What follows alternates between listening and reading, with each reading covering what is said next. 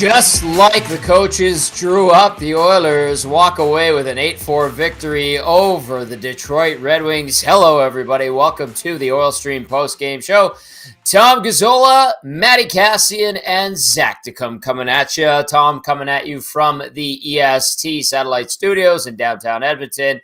Zach Decum holding things down back at EST HQ, and Cass will be joining us from his place shortly. If you're listening on your way home from the rink or if you're driving around, you can always text us safely, of course, 780-218-9999. Or if you're watching on the EST YouTube channel, smash that thumbs up button on your way in. It's like taking off your shoes when you go to someone's home for a little get together and then get into the nasty chat. I see the nasty chat going strong already as we get set to break this one down. The Oilers bounce back with, I thought, better effort. I'll say that overall, certainly over Saturday. Was it complete? Was it thorough? Was it ideal? No, it wasn't. But the Detroit Red Wings are a pretty good team. They showed us that tonight. They've been riding high, winners of 3 of their last 4, 10 of their last 15. They had just beaten the Vancouver Canucks, and the Oilers popped off for 8 tonight. So without further ado, let's get to the tail of the tape from this one as Edmonton gets the job done before heading on the road again for a 3-game road trip. In the first period, it would be Lyon Draisaitl opening things up, 8:48 in, snapping one past Ville Husso, who ended up getting the start but did not last long. Husso was done after the Draisaitl goal. Darnell Nurse and Cody Ceci picking up the assist. Husso looked like he was banged up, had also just come back from injury. Not long after that, Cody Ceci fires a puck from the point. It looked like Nugent Hopkins was creating chaos. Maybe it went off of him, but it didn't. Went off the defender's stick, I believe, or skate, and then past Alex Lyon. Darnell Nurse, the second assist. Conor McDavid picking up his first of many points tonight. 6 total when all was said and done. 2-0 Oilers, 11:05 in. Alex Debrincat on the power play. You heard Chris Noblock going into the game saying that they spent some extra time talking about the Oilers PK and that it needed to be a little bit better. It went 1 for 2 a couple nights ago and then 0 for the night after, I believe it was, or vice versa. 0 for 2 in Anaheim, 1 for 2 in LA. And the Red Wings strike Debrincat's 19th from Patrick Kane. Great pass from Patrick Kane. Mo Sider, the second assist, 2-1 going into the second period, where Evan Bouchard would make it 3-1 Oilers, restoring the 2-goal lead at 10:17 on a nice play by Ryan Nugent-Hopkins and Connor McDavid, second assist there. I believe that was the goal where McDavid was going off, took out his mouth guard, was headed to the bench, and Bouchard passed the puck to him. He made a play and ended up with a goal. After that, Joe Veleno on the power play, so the Oilers PK gets touched up again to cut the Oilers lead to 3-2 from Daniel Sprong and Debrincat at 11:24. Patrick Kane would even things up, his 8th goal of the season, left wide open, and he collapsed. Some sloppy defensive play. I'm going to get Cass to break that one down. JT Compher and David Perron the assist at 14:30, so 3-3 after 2. In the third, this is where the Oilers really opened things up, and Dylan Holloway had himself a pretty good night, was elevated in the third period, played some time with McDavid, played a little bit with Draisaitl. He gets his third on a great effort, sliding, diving, banging home the puck past the sprawling Alex Lyon at 44 seconds. Bouchard and McDavid the assist. Then Ryan Nugent-Hopkins, his 13th goal of the season at 3 minutes and 27 seconds.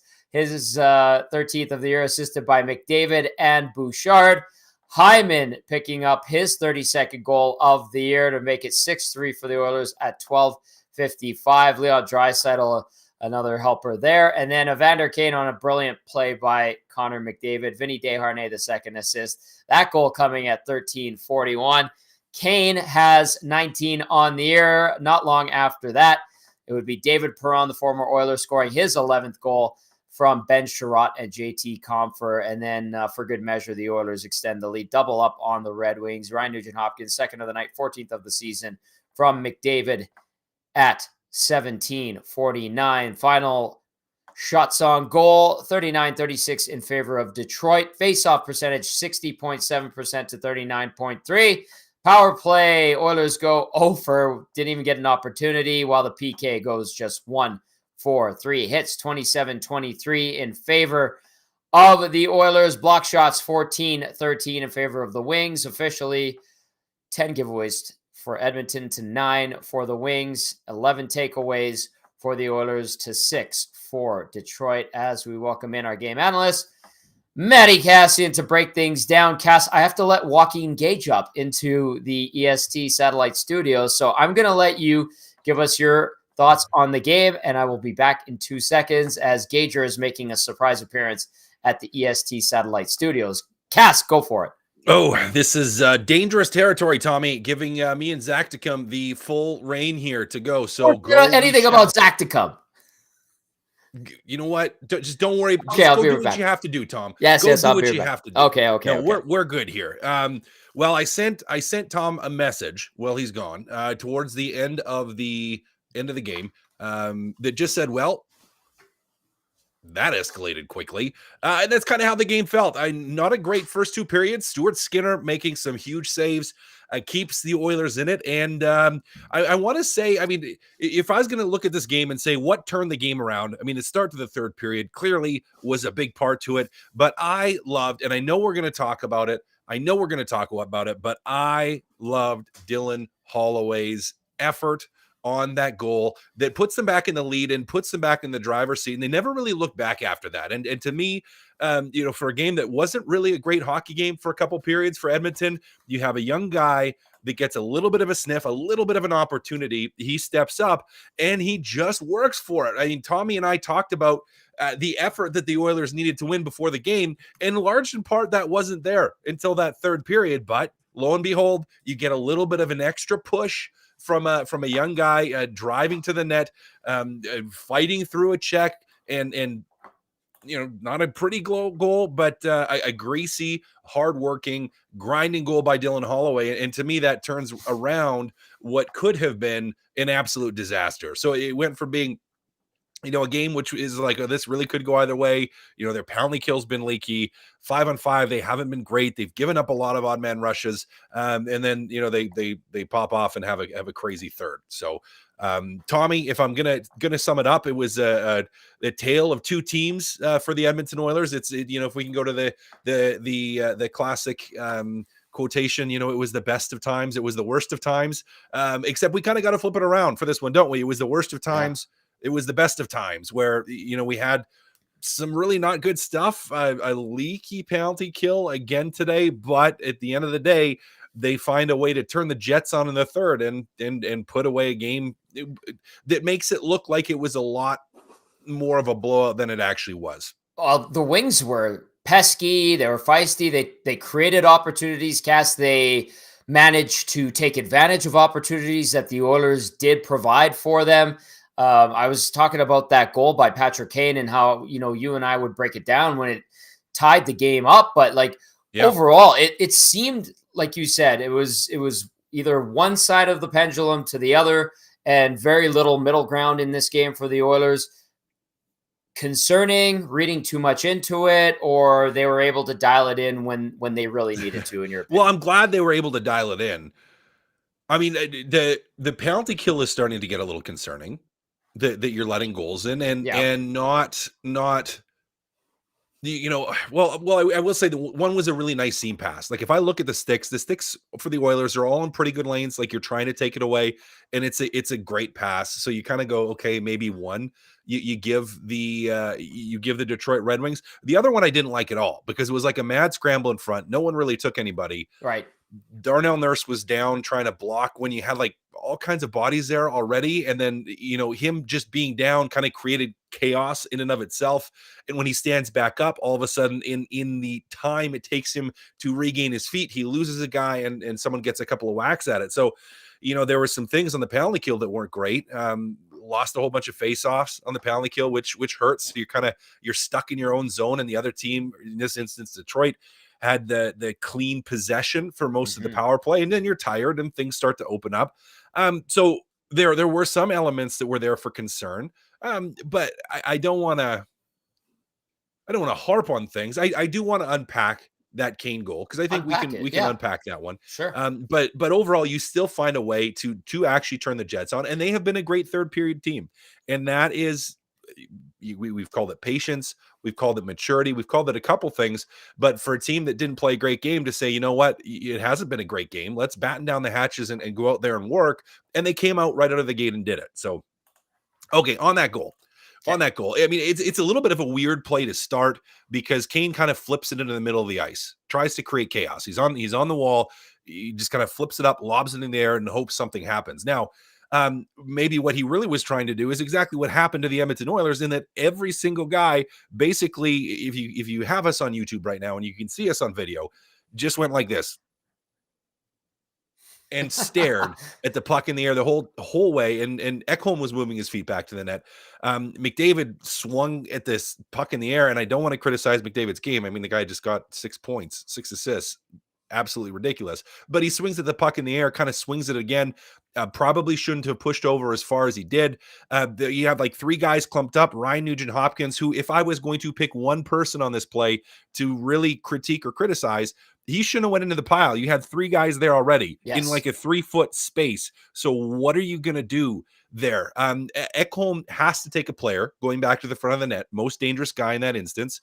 So at that moment when he's there, so he has him, and Ryan Nugent-Hopkins gets sucked in the pile because of the puck watching, puck staring, doesn't recognize that there's any kind of danger behind him. And the thing is, Tommy, is he shoulder checks earlier too. Now, when he shoulder checks and he looks back, he sees Ekholm there, he sees Kane there, and he's like, oh, Ekholm's going to get him, not recognizing that there was danger in front, closer to the net, that Ekholm was going to go. So a little bit of a broken play and a weird play. But Kane does a great job of recognizing, hey, there's some chaos here, and he slides into some open ice. Ryan Nugent-Hopkins, as I said, a little bit too puck focused, doesn't look behind him a second time to see if there's any trouble, gets pulled into the pile, and lo and behold, you have a guy that has scored a lot of goals and put up a lot of points in the NHL, just sitting there all by himself, and all he puts by it in the lonesome. net. Yep, all by his lonesome. Okay, the Oilers, here's another thing too, because Cass, you guys talked about it on Two Guys and a Goalie. We talked about it on the Oil Stream yesterday, was, people saying that this team can't score all of a sudden. Where's the offense? This is unbelievable. They're getting shut out by the LA Kings, who got absolutely destroyed today in Buffalo. 7-rip. Wow. Yeah.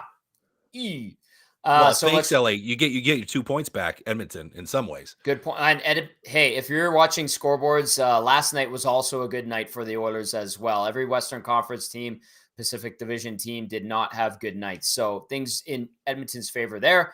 And then tonight they pop off for 8, and Cass, all of those are even strength goals too. So the offense is there. Like, I think that quells the nerves from some. Maybe. Not all. Just some. Not all, but some. Maybe. It quells the nerves of some. It never left, I don't think, Tommy. Now, when they were winning hockey games, they didn't have to stretch for offense. And they were playing disciplined hockey. And we talked about it over and over again, how they're playing mature and they're playing patient. And then we were, people jumped all over that Vegas game, but it's like the offense was there in that game. Puck didn't go in, but the opportunities were there. And then this one, we talked before, is a friend of the show, Joaquin Gage, slides right in. Oh, I thought he was sliding all the way in. Hopefully he worked tonight, so he's having a beer. He's raiding the beer fridge. He's gonna watch some TV, and then he looks very sharp. He's not wearing his leather, or he is. It's just somewhere where we can't see it. Yeah, he wears it underneath. It's always on, Tom. That's the thing with him. No matter what he's wearing, the leather's on. It's just, which layer is it? It's the base layer? Yeah. Is it the mid layer? Is it the outer layer? You never know. He's like Tobias Funke, leather daddy. Leather daddy. Something. Oh, man. Give me something that says daddy likes leather. Do you mean leather daddy?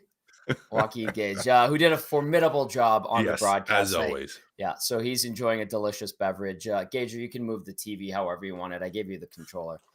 He's just sitting back and relaxing. So a job well done to Joaquin.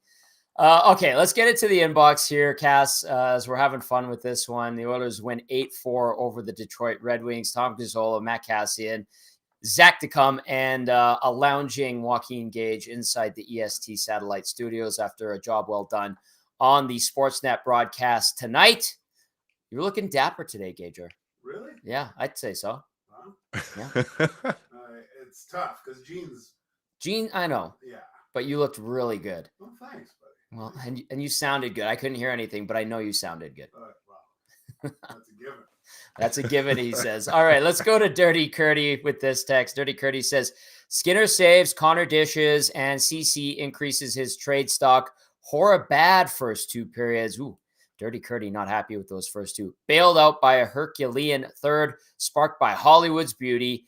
8 even strength goals, and Brown still doesn't cash. It's getting comical. Can't wait for that upgrade in the top 6. Need a RHC to win draws. It's a must. One, it's that right-handed center, Dirty Curdy. And yeah, listen, the right-handed centerman, Derek Ryan, that's not it. We know that for sure. Well, he's spot duty, decent on the penalty kill, doesn't take a ton of draws, and so not necessarily a guy you want out there if you need a righty in crucial situations. So that I think, Dirty Curdy's, I think that's the most relevant that he said. CC, trade him now. You got a goal, right? So must be high. So let's trade 3 defensemen and get 1 top 6 winger and then not have any defense. Let's just, let's play with 5 forwards actually every second shift, and then just have 3 defensemen. We kind of give them spot duty on the way through. That would work. So no, I still don't like that idea. But that's me. Right-handed center, I have time for that. Discussion. Could they use a right-handed centerman that takes a lot of draws, that can play in your 3rd line or 4th line? For sure. As a top 6, dare I say Dylan Holloway?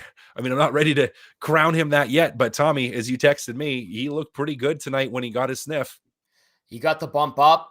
Warren Fogle, by the way, got demoted after a brutal giveaway. He was struggling, but there was 2 or 3 of those today. He had a tough night tonight. Yeah, I think it was the one off the wall into the slot that created a chance for the Wings. And Chris Noblock said, you're on the 4th line for the rest of the game, and gave Sam Gagner a little bump up. Connor Brown, there's a lot of Connor Brown text coming in saying, this guy's never going to pop. He's never going to score. And I don't, it's just not happening for him. I'm kind of surprised. And I no malice toward him, Cass, but it is not happening for him this year. It just, at some point, I think Matthias Janmark needs to be the guy that goes back in, and Brown has to be the guy. You sacrifice a penalty killer to get Sam Gagner in tonight, but the other guy didn't really do much. No, he didn't do much 5-on-5 or on the penalty kill. I mean, I know he gets an assist, so I guess he did something. Okay. So he did something, but yeah, if he's not scoring goals, and he's not really generating offense, and he's not doing a great job of killing penalties, well, what are you doing? You can't wait for forever. And I do, and I, just like you, Tom, that's nothing against him. I strongly desire Connor Brown to score. I want to see him score, and to maybe put a couple in, and to start that train rolling, and to get into it. But you do have to look at it and say, okay, for if we're taking people in and out of the lineup, if he's not just lights out on the penalty kill, Janmark can do it too, and Gagner's got more points. So it's an expensive person to have sitting in the press box. But Tommy, at some point, you don't have much of a choice. I know. You don't. And as I said, I mean, I just every night I'm hoping that tonight's the night. But thus far, it has not been. No, it's been a heavy struggle indeed for Connor Brown. A couple of texts to get to here. Blake says, no, keep Janmark out. Zedmo says, pull you Yarvi Reader 2.0. Doofish P, again, great alias. Janmark is way better than Brown, says Doofish P. Fish Tank follows up with Brown out, fed up with him. Patience gone. JCD 780 says, include Brown in a trade. Fish Tank also chimes in with Ceci scored before Brown. Good for Cody Ceci, and I know he's your former teammate and your friend. But his name's popped up a lot. I don't understand why you would trade him for a forward at this point. But good to see him get offense. Go ahead, Cass. Go ahead. No, I just don't either. It's just a ridiculous thought to me. Like Yeah. the only reason you're looking at trading him is if you're trading for a top pairing right defenseman, and you somehow find a way to make the cap work. Because for Cody Ceci's dollar value, what you are paying him for, he is giving you well above that dollar value in terms of quality of play. So that it's just like if you're moving him.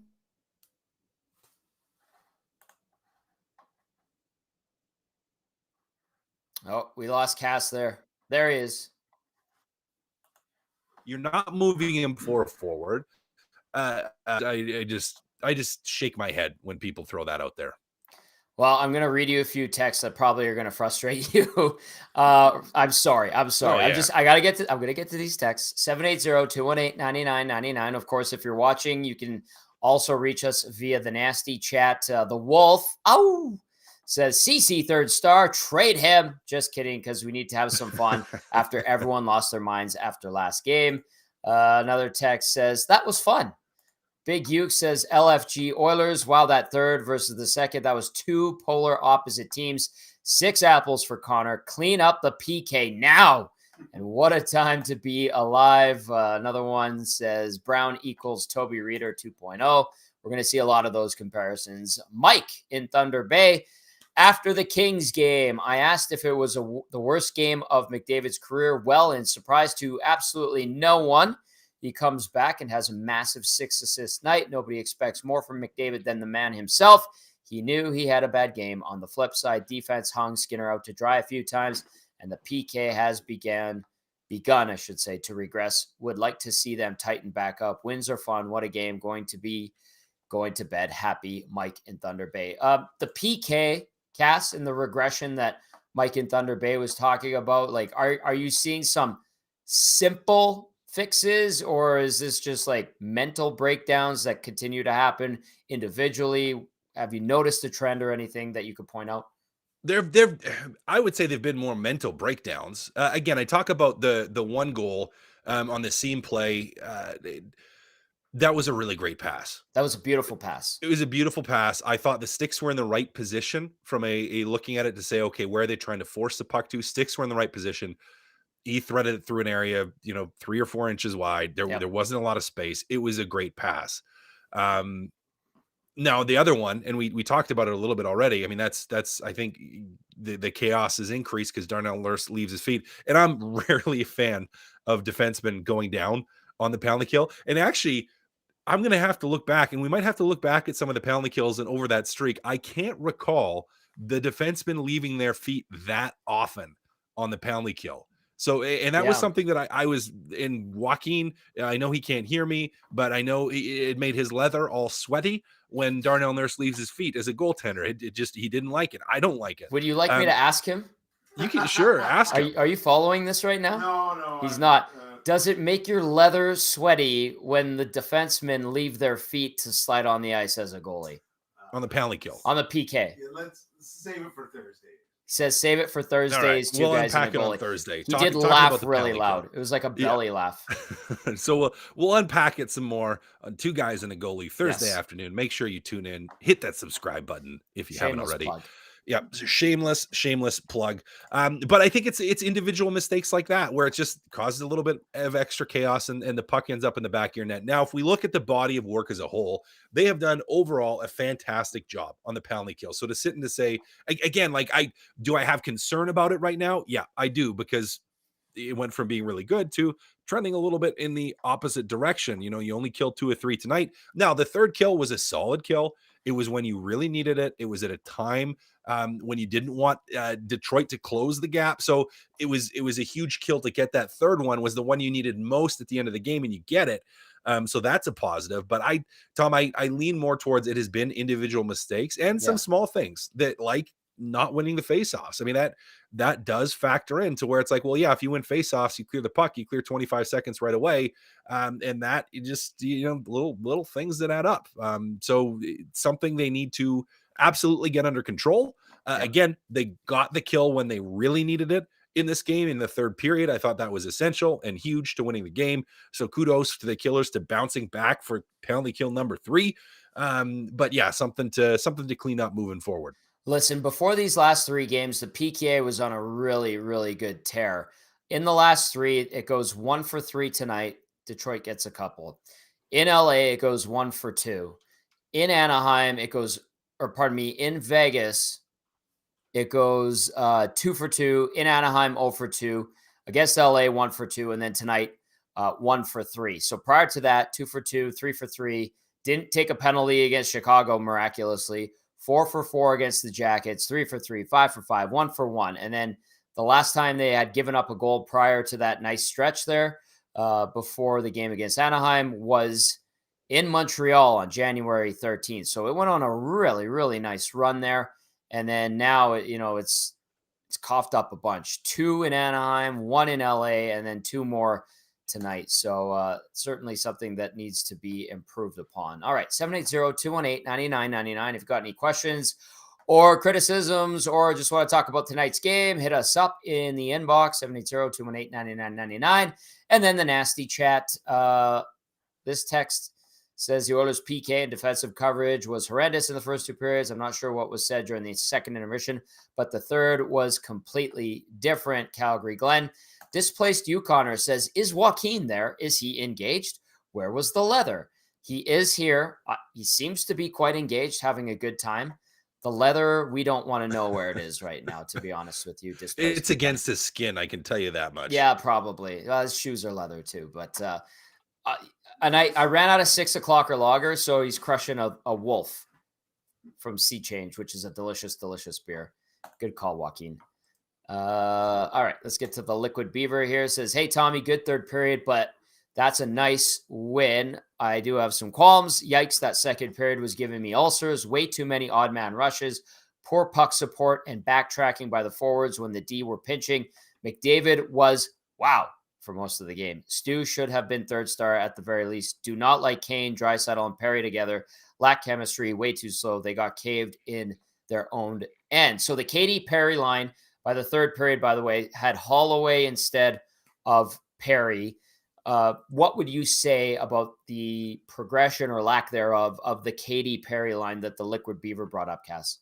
Yeah, maybe a little bit of a struggle tonight against a team that has some speed, where they had a little bit of a tougher time dealing with it, which is where you saw Holloway get the bump to say, here, let's put a player with speed here. Not that Corey Perry is playing horrible, but just not the most fleet of foot, and against a team that does play, because they do a very fast pace in the Detroit Red Wings, you maybe needed to throw a little bit of speed out there, and it turned out well. I mean, we already talked about Dylan Holloway a little bit, and the most or what he made, or him making the most of his opportunity. So yeah, hey, I don't hate the line. I've liked a lot of things about the line. They if you look at the other couple games in against LA, they were one of the better lines. I do like that Perry still was at the end of the period was trying to stir it up a little bit, trying to bring some emotion to a game when the Oilers were flat at the end of the second. And it's not like they were horrible, but yeah, not the fastest line. And I think that got a little bit exposed tonight. He did go after Alex Debrincat, Cass. He went after Debrincat. It doesn't matter. Like, I mean, that's Corey Perry, right? Like he was just trying to stir the pot, right? Like, try to create a scrum, try to create some emotion, try to pull it out of his group. And I mean, he knows what he's doing when he's doing that. And I'm happy that he did. Is he should. He's one of the players, a few guys on the Oilers that has the ability to do that. Gage is watching the Pittsburgh Anaheim highlights. No, all good. I'm enjoying having the audience here. It's wonderful. Tom Gazzola, walking Gage from the EST satellite studios, Matty Kassian at his place. And YouTube Trev is out of commish for a little bit, and we've got Zach to come holding things down. All right, let's see what's going on in the nasty chat. Fish Tank wants to see or hear the Cody Ceci goal song. That's for tomorrow morning. Zedmo says, what's the harm in Brown sitting out a game or two? Might light a fire under him. Box Pounder says, how about a Connor Brown shot song? Dr. No, I already got it. I'm going to start working on it. I got the song. Okay. I got the song. So I'm not going to reveal it here, but I got the song. Actually, maybe I could get some quick feedback because I'll have to work Okay. on the lyrics. I'll send them to Dusty. But do you remember that song Dr. Jones by Aqua? Yeah, I do remember Dr. Jones by I Aqua. mean, you could do like a Connor Brown. Let me just get to. I gotta pull the lyrics up because it's been too long and I can't remember. Isn't it like Uh, Dr. Jones, Dr. Jones, yeah, wake up now? calling Dr. Jones, Yeah. Dr. Jones, get up now. Connor Brown, get up now. Yeah. Sometimes that feeling is right. You score a goal for the first time. Yeah. Heartbeat and kiss is so sweet. We have to change some of it, but You've hey, it been could work. thinking about this for a little while, Cass. No, This is your it just jumped at me. I'm like, hey, creative side. that'd be a perfect song. Yeah, creative outlet. Yeah. Creative outlet. So maybe Dusty will bite on that. We'll see. I'll try to get it because I think that'd be great. Gager, I'm in the nasty chat. You're being requested to join the nasty chat. Yeah, I'm in there. He's in there, he says. Okay, there you go. 780-218-9999. Breaking down the orders. 8-4 victory over the Detroit Red Wings. Okay, if you're Chris Noblock, Cass, how are you assessing this game? Because there are like some things that we've hit on, the third period especially, where you're like, okay, that was really good. However, that comes with a caveat, and you and I have talked about it being the defensive zone and the brain farts and going down on the PK and the PK leaking a couple, even though he talked about wanting to have things cleaned up and spending more time on the PK heading into this game.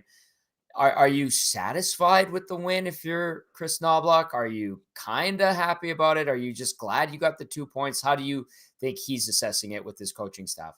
Yeah, well, you're kind of happy about it because you got the 2 points. I mean, and with the way the race is shaping up in, well, I guess the Eastern Conference too, but in the Western Conference, in the Pacific Division, yeah, you're going to be happy with the 2 points. You're going to be happy that your team came out and gave you a third period, scored a lot of goals, did some good things offensively, went hard to the net and put pucks in. I mean, you're going to be very happy with that. Now you're going to look at the first 2 periods and you're not going to be happy with them. You're not going to be overall happy with the penalty kill. So there are things to work on. So for Knobloch, I mean, the mindset for him and the coaching staff has to be, we got to get our group back to playing the full 60 minutes.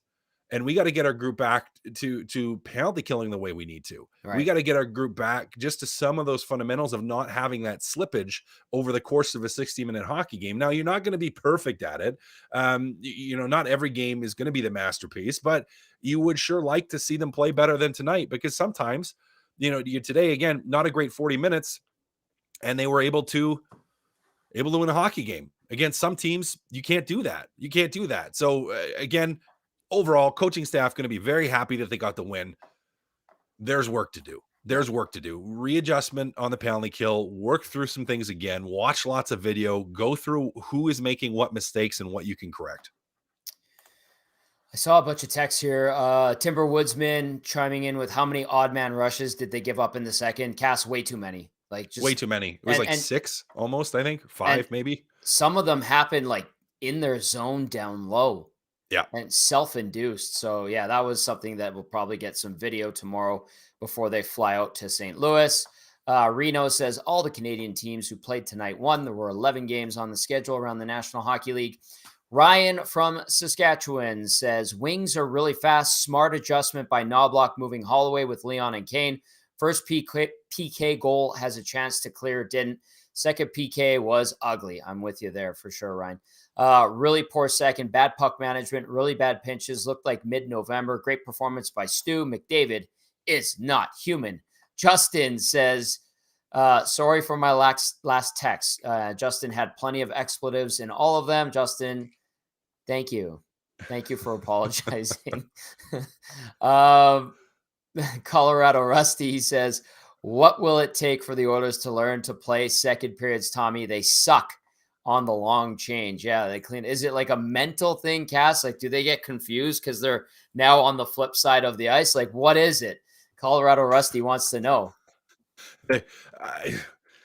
And why have they been so darn good in the third?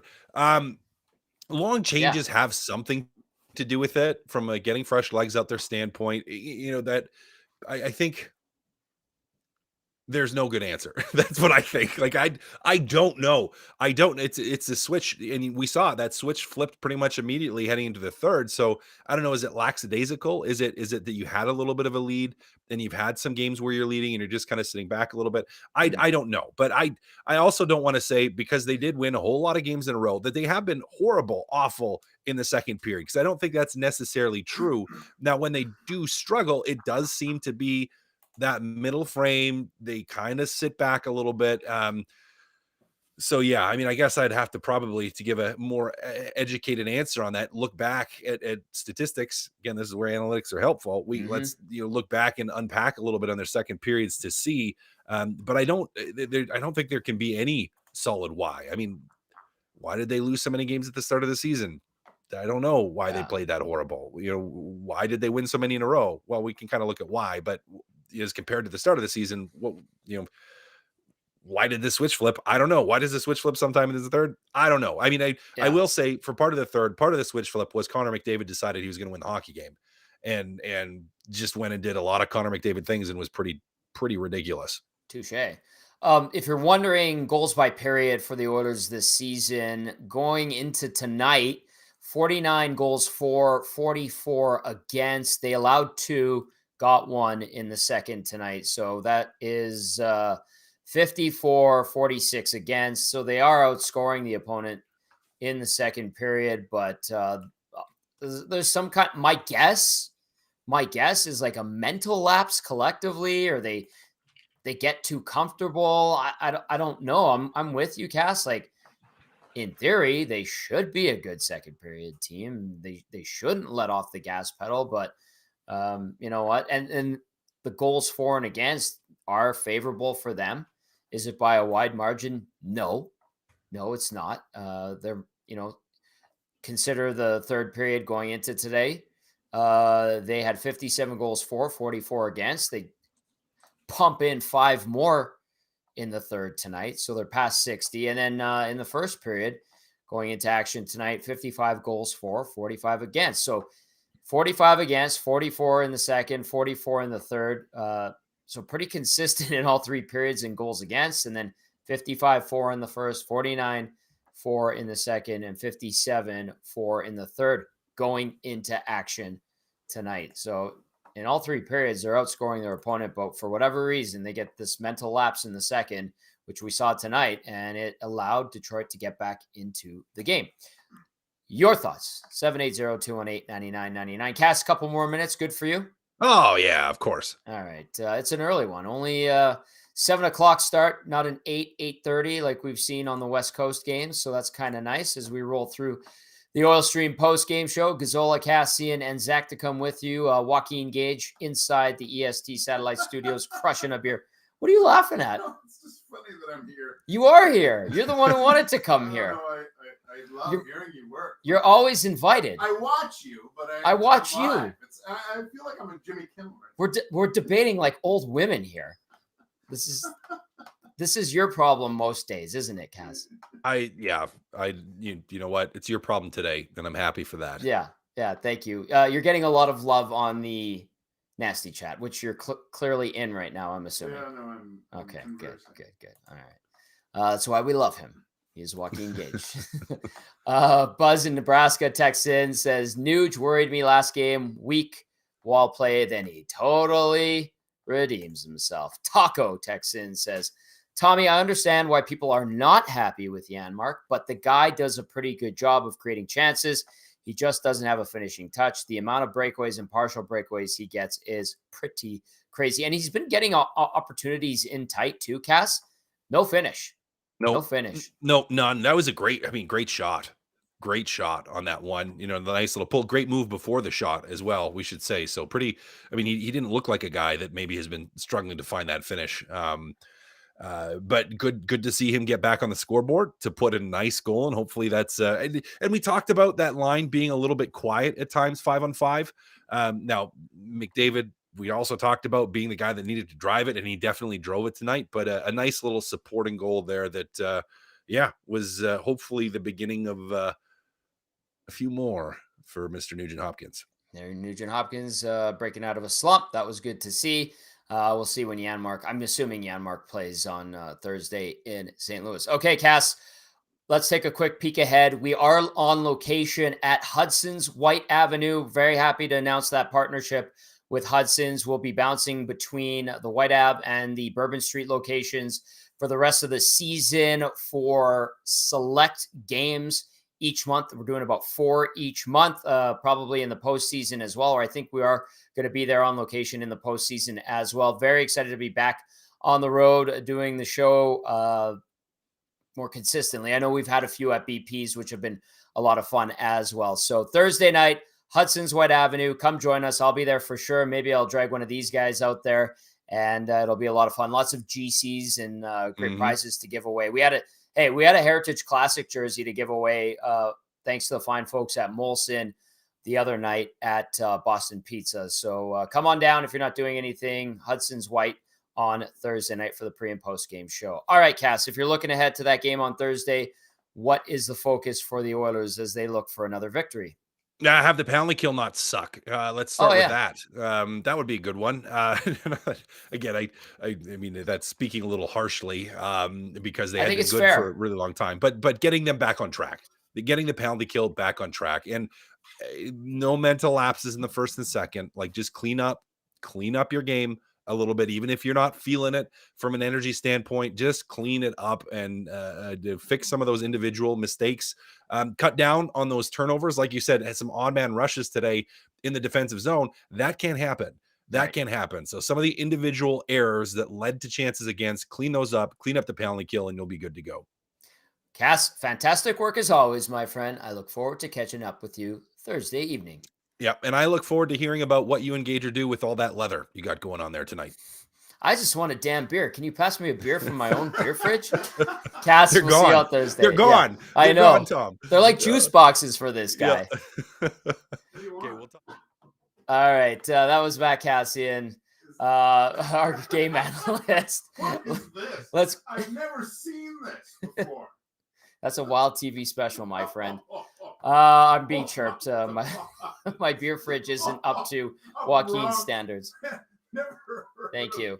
Let's get into the Oilers locker room. Zach Tacum, who do we have here? Well, we got the 6-point man himself. The first time in his career, he's got the 5th assist in a game and the 6th in the 8-4 win. Here is Captain Conor McDavid. Really seem to be feeling it from the get-go. Yeah, I thought I got a couple lucky ones. I think the first one's a little lucky. Nuge makes a great play on one. Nuge makes a good play on a couple. So, playing with some good players, obviously, and tonight was a good night. How would you describe kind of what mode you guys clicked into that third period? Because it just something just fired there. Yeah, we didn't like our second period. I thought first period we did a lot of good things. Second period was just not what we want to do. We gave up numerous chances, numerous odd man rushes. Forwards not doing a good job coming back. D-men pinching at strange times.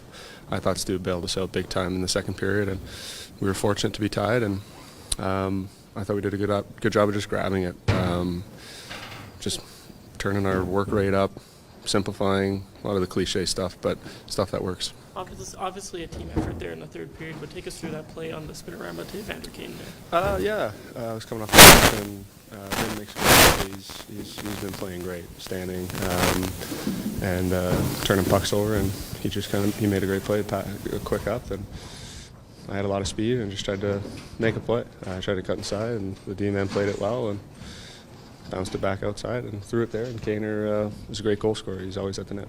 Did you expect the dive through the crease from Holloway? No, that was a little scary, but I saw him coming last second. Holler's a little bit like a bull in a china shop sometimes, but you got to go to the net hard, and he got rewarded there. That was a huge goal for our group and got us going.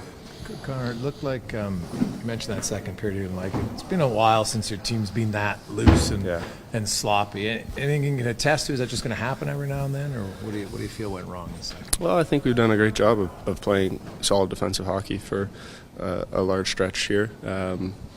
I thought it got away on us big time tonight, and like I said, Stu bailed us out.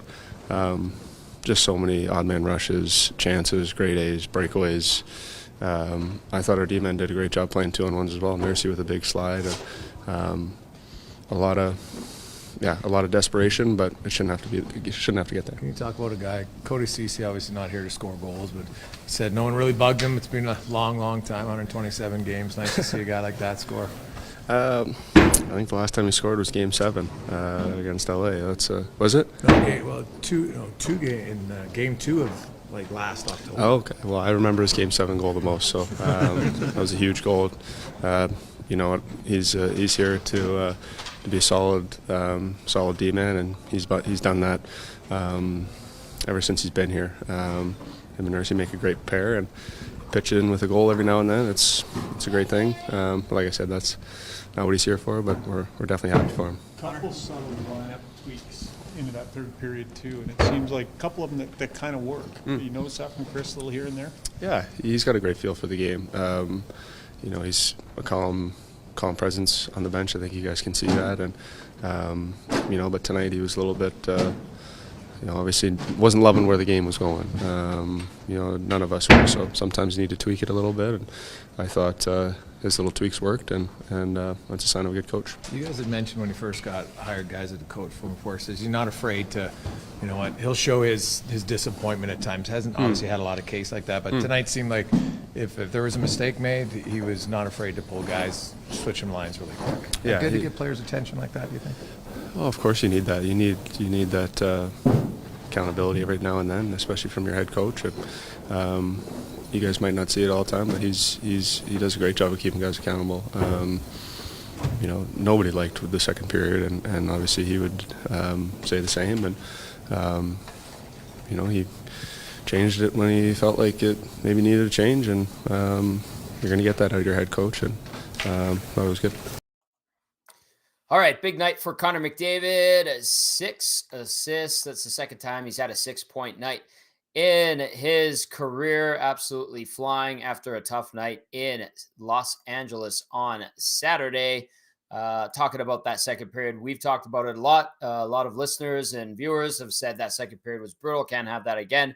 And McDavid is in lockstep with the fan base indeed. I mean, you can't deny it. That was not a very good second period. Very, very sloppy. And it gave the Wings a chance. A Wings team, by the way, that is not last year's Wings. It is not the Wings from 2 years ago. They are a good team coming into tonight with 60 points. Obviously, a ton of offensive capabilities, which we saw tonight. Debrincat, Kane reconnecting. Beautiful goal there on the power play, and the Oilers PK did not have a great night, going 1 for 3 as well. All right, Zach, to come. Who do we have next?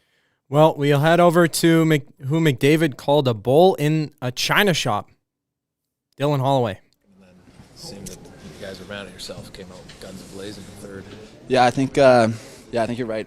Started all right, and the second we kind of were playing a bit sloppy, a lot of flybys and everything. We decided to tighten up there in the third, and great performance by Davo got us going. So, it was a great way to finish the game. I think that showed our team character, and it was good on us to get it going in the third there. Yeah, you've been around a while, but I've been here in Lodge. It's kind of a unique performance. 6 apples from our guy. Yeah, it's unbelievable. You can only dream of a game like that. It's pretty incredible. It's fun to watch. He deserves it too. He brings it every day in practice, brings it every game. So he had a great game tonight. When you see that puck sitting there, I mean, your eyes must light up. But then at the same time, it was wiped up. I know. Yeah, I just kind of had to sell out for that one. I couldn't risk it getting knocked away. So, but yeah, you're right. My eyes kind of lit up there, and I just wanted it going. You played left wing, then you played center for a few shifts, and you played right wing. Kind of all over the board tonight. You like that? Yeah, it's not bad. Definitely gets your mind into it, playing all 3 different positions. But it felt good. I was happy with the ice time, and I'll take whatever opportunity I get. Did you go on a lot of slip and slides as a kid, or what? Yeah, it was pretty good form. Hey. Going right head first on the boards, but no, I was lucky to get that one going. Did you notice anything different about McDavid in a 6-point night as opposed to a regular night? Is he saying different things? No, I'd say he's pretty dialed as per usual. I know from the moment the puck drops, the moment the final buzzer rings, he's pretty dialed in, and but it comes from a lot of his preparation. Like he's like that every day at practice, every workout, he's dialed in. So I think it was only a matter of time before he popped off like that. Oh, you did. All right. Yeah, that was Dylan Holloway scoring an acrobatic goal tonight. Joaquin Gage with a reminder. He says, "Tell everyone that I reprimanded the children for starting the Wave too early. I think that was at the 14-minute mark of the third period, was it not? It was early. They tried earlier in the second too. They tried earlier in the second? Yeah, but they got it going. And you were scolding them in the balcony beside Gene. Exactly. That's what you do Gene now. Was throwing. You were throwing things. Oh, Gene boy. Was. Okay. Well, I understand. Somebody else pointed it out, too. The Wave went too early tonight. So Joaquin Gage from the Peanut Gallery here inside the EST Satellite Studios. Gazzola and Zach to come with you. You can text us 780-218-9999 and the nasty chat. People are saying, I can't remember who said it. I think it was Box Pounder says, I would pay to watch a post-game show with Tommy and Cass completely smashed. I'm sure that would be fun. I don't know if Cass would get the green light from Mandy on that one. I'm sure we could work something out with Joaquin, though. He's laughing. Yeah, he likes it. So let's go back inside the Oilers locker room one more time. How about the guy who scored for the first time in 126 games, Cody Ceci? Yeah, it was nice. Obviously, it kind of felt like my first one again. It was that long, but yeah, it's nice whenever you can help out. It's not a huge part of my game, but whatever I can, chip in offensively, it's nice for the team. Connor had to steal a little bit of your thunder with a 6-apple game. I'm fine with that. I mean, he won us the game. He played unbelievable. I think he was a little mad that he got shut out last game, and it showed tonight. He came out with some fire and played unbelievable. I mean, I've never seen that before. Did you know that it was yours right away, or when Ryan sort of pointed out you, was that the indicator? Or? Yeah, I wasn't sure. I mean, there was a couple guys in front, so I went and asked him. He's like, I didn't feel it. So, yeah, I think it ended up being mine. But, yeah, I think everyone's been great with me around that situation. I mean, it took a while to score it, so no one really made fun of me or anything. They were just always there to pick me up, and I think they were happy to see one going. Cody, the second period obviously wasn't great. You had a good first period, but pretty sloppy in the second. What was said? Because the third period was completely different. What happened in the intermission? Yeah, I thought we were kind of up and down the whole first two periods. It wasn't our best, and we kind of that's all what we said in the room between the second and third, and then we came out and played a lot better and just a little more simple, a little more direct. Guys were reloading, and we weren't as careless with our pinches. So I think we just cleaned it up a lot, and it showed in the third. All right, there's Cody Ceci. Went 126 games without a goal. And, yeah, I don't think a lot of guys, especially in that locker room, would be chastising him about the lack of scoring. He's not really known for that. Never really has been. He actually had a 2-point night, goal and an assist, +1, 2 shots, 3 hits, 22-32 time on ice. Just steady Eddie. And Cody Ceci gets off the schneid finally tonight offensively with a goal and an assist. All right, we can go back inside the Oilers locker room one more time. I do want to read a couple of texts really quickly here, Zach, to come before we get to the final bit of audio and video from the Oilers locker room. We do have Chris Noblock remaining. This text says, Brown's got to sit, guys. This is out of hand at this point. Buddy is Bambi on ice right now. I don't know why he bothers coming out with a hockey stick at this point. To the texter, no name on the text, but I said it earlier in the show. Like, it is just not happening. It feels like he's in a rut that he can't get out of, won't get out of. He needs, some hockey god's love to help him get out of it. Goal off his butt, tip, whatever, just something to make him feel good out there. Because, in a less harsher sense or less harsher terms than that last text, it's not happening for him. So I understand where that text comes from, but I wouldn't be surprised if we see Janmark in for Brown next game. That's just me, though. Coach Mike says, would you guys run with the same lineup versus St. Louis, keep 93, 97, 18 together, and mix up the other 9 forwards? Coach Mike, Gager, do you like that idea? Keeping 93, 97, and 18 together. It was dynamic when it got there. Dynamic when it got there, says Gager. Yeah, I want to see more. Wants to see more, he says. And finally, let's go to this one from AZ. If you look at who's on for the goals, it's the Oilers' big guns. They need the bottom 6 to show up. Holloway scores, but who's on the ice? McDavid and I believe Kane, Perry.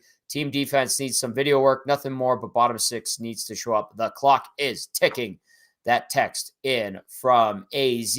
All right, Zach, to come tee up our next bit of audio and video. Yeah, I got it right here. The guy who, the game was up and down. He probably got a couple extra gray hairs. Here is Chris Noblock. first two periods there, but you guys come out in the third period, you put up, I believe it was like 5 goals. Take us in the intermission there and what you said to the team that maybe changed things up.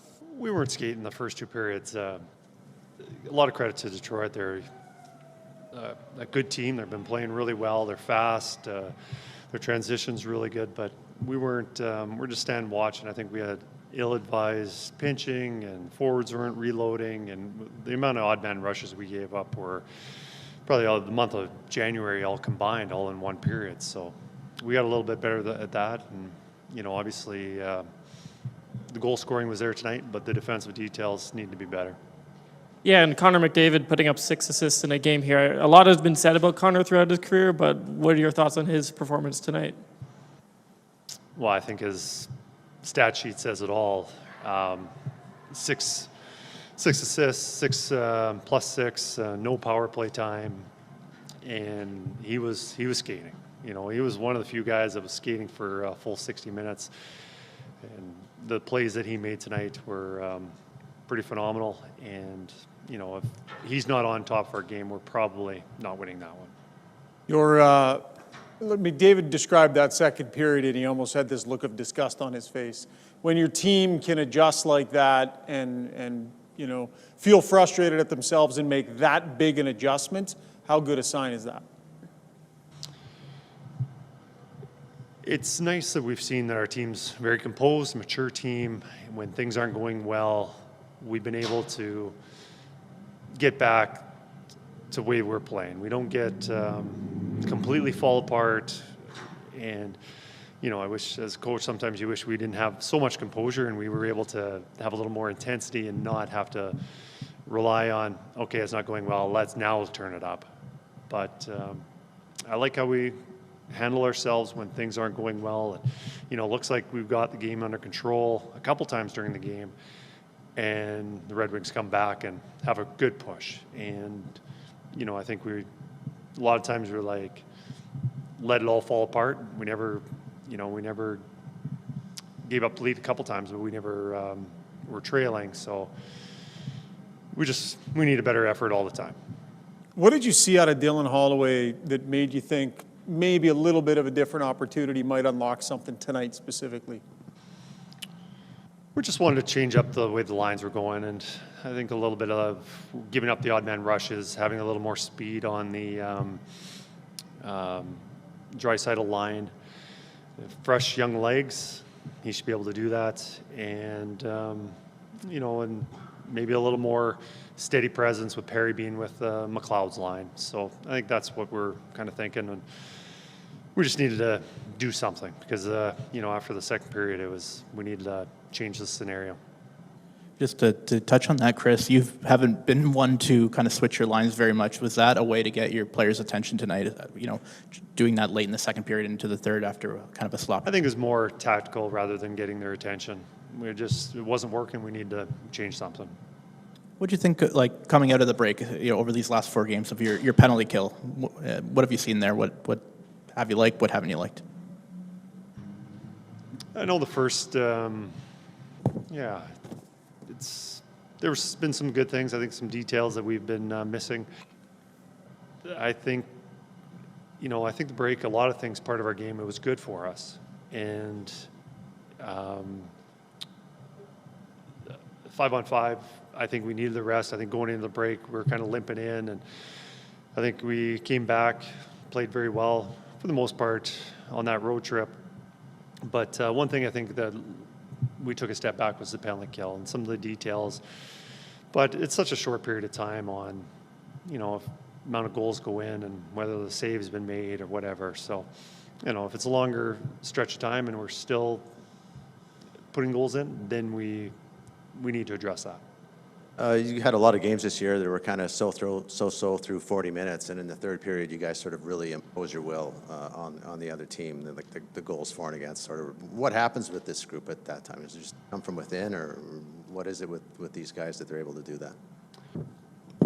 Well, if there's a period that you want to be strong, it's the third period. It's, you know, we're saving our best, but also it's tougher to come from behind and if you're giving up that first goal. And we've been able to do it many times, but as the season goes on, things are going to get closer checking. It's going to be harder to score goals.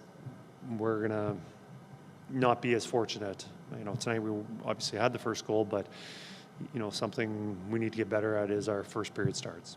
Poor Cody Ceci gets a goal and an assist, and it's overshadowed by Conor McDavid's 6-point night. But you got to feel good for a blue collar guy like that who kind of finally gets paid off. Yeah, no, Cody's been doing a lot of good things, and nice to see him get rewarded on the stat sheet. And that's not his thing. It's he takes a lot of pride in his defensive play and the penalty kill, and making a good first pass, getting it out of our zone into our forwards' hands. But it's also feels good to get on the score sheet once in a while, and we're very happy for him, and the bench obviously is too. Chris, you mentioned earlier this week how you felt you just wanted a little bit more, better polish, better finish around the net. 8 goals. You had quite a few guys who hadn't scored 5-on-5 in a while who scored tonight. Did you see any better? What did you see better in your finish tonight from your team 5-on-5? Well, so often goal scoring is about luck. There's absolutely, that has a lot to do with it. If you go dry, it's good goaltending, goal post, missing the net, whatever it is. But tonight also, a lot of credit to our players where I thought they did a heck of a job going to the net. And you look at all the goals that we scored in the first one with Lyon, it was a good shot, but it's probably not going in unless we got guys right in front of the net. And I believe it was Perry on that one. And Holloway's crashing the net, getting a rebound. Nuge went off him. Like, there's so many goals that were just us crashing there. And, you as a coaching staff and the players, you can draw up so many players, but ultimately it's really simple. Just throw pucks and bodies to the net. And I thought we did a good job on not relinquishing the puck. Sometimes you can throw it away too often, but tonight I thought our shot selection was good and guys were hungry on the net. One more here from Cam Tate, reading off his phone. If this win were a Valentine's Day gift, what would it be? Every victory is sweet, so I'll take that. Cam Tate, what a beauty getting a question in at the end of the Chris Noblock availability. So greasy goals, they all count. That was a nice thing to see. I mean, there were some brilliant goals that McDavid has set up, and we that play to Evander Kane was a thing of beauty, obviously. But Holloway smashing that thing home, diving for it. You love that effort. Some nasty goals in front of the net. They all count, and the Oilers got 8 of them, even strength tonight. Yes, indeed. Noblock talking about some things that have probably irked him. Now, he handled that very nicely and very eloquently, as he tends to do. But everything that people have been bringing up today, PK needs to be better. Yeah, 100%. Second periods, like Colorado Rusty brought up, yeah, needs to be better. Overall, like goals for and against, and Colorado Rusty says, hey, dig into it. I will. I just quickly referenced the game notes heading into tonight just to see where the Oilers were at with their second period goals for and against. And, they're pretty consistent with how many goals they've allowed in each period. And then they've been better at scoring more goals. Obviously, when you're a team that's playing as well as this club has, the numbers are going to show that and indicate that in general. But certainly worth looking into. And I'm sure there are teams that are going in to play Edmonton that are saying, hey, if we have a chance going into the second, that's probably our opportunity and our window to attack them, maybe get a lead and then sit back and try to milk the lead in the third period. I would believe that. So Colorado Rusty brings a good point up for sure. This one from Nate Dogg says, seeing that McDavid spinorama pass live in the arena was worth every $15 beer. Joaquin approves of that text for sure. The real polar bear says, what? There was a really funny moment. Well, I'm going to bring you on here.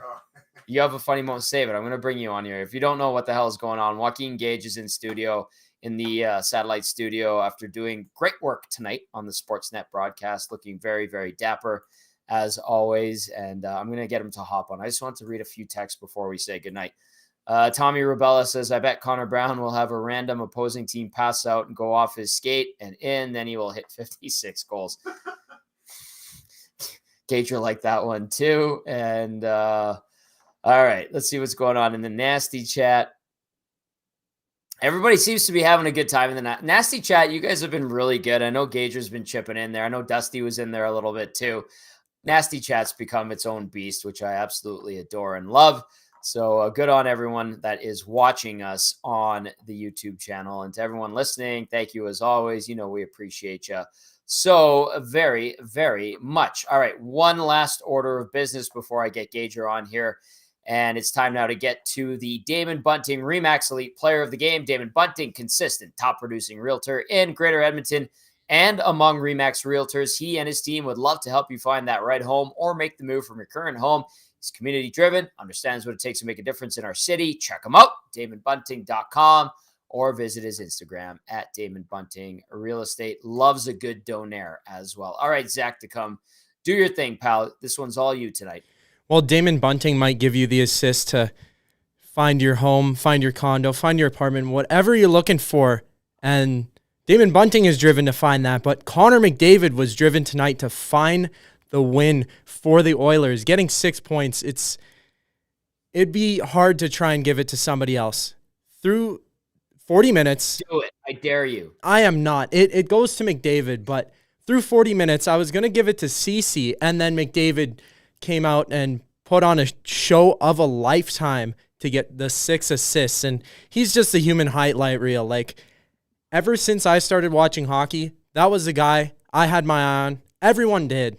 I mean, that season, 16-17, I guess you could say, is when I got into hockey. And McDavid, everyone loves McDavid, and he's that guy. So he gets the Damon Bunting Player of the Game for tonight. Well-deserved. Absolutely. 4 assists in that third period for Connor Bartholomew McDavid. All right, Joaquin, get in here. Get in here. What were you going to say? Mike's right here. Here's Joaquin Gage. So there was a moment tonight in the washroom. I hope everyone can hear me. They can hear you. I mean, it probably happens in women's washrooms as well, but a gentleman was relieving himself in the urinal saying, this is an $800 urination, essentially. So it was a good win. He spent a ton of money and was relieving stuff. And I was dying laughing. Wow, I can't believe that gem of information didn't make the Sportsnet broadcast. Gene didn't let you talk about that? Well, it was at the end of the night. Oh, my goodness. Thank you, Joaquin. Well worth the wait, that's for sure. All right, let's see if there's any last texts to wrap up the night. But yeah, Gager with bringing the heat late in the show, that's for sure. 780-218-9999. Colorado Rusty says, you need a project, Tommy. Yes, I am going to add it to the list. On top of all the stuff of, I need to fix some stuff around here. How's the couch? Is that couch okay? It's great. All right, great. You can give this away for a show or something. I might be able to. Yeah. It's from Italy. There we go. There you go. All right. Pleasant surprise having Joaquin Gage inside the EST Satellite Studios. That's going to do it for the Oil Stream post-game show. I'm going to remind everyone one more time. Thursday night, Hudson's on White Avenue. We are live on location. This is a new partnership. Very excited for the rest of the season. The pre- and post-game show will be on location at Hudson's White or Hudson's Bourbon Street 4 times a month, and then in the playoffs as well. Lots of GCs, some great giveaways, and you can come and schmooze with your favorite EST characters for sure. So we'll be on the air at 4:30 p.m. on Thursday as the Oilers take on the St. Louis Blues. Puck drop 6 o'clock. They get the job done tonight. 8-4 win over the Detroit Red Wings. I'm going to say for Matty Kassian, Joaquin Gage, and YouTube, Trev, or who's not here, and Zach to come. Big thank you to everyone who tuned in and texted in. Have yourselves a great night. We'll talk to you tomorrow. Ciao, ciao.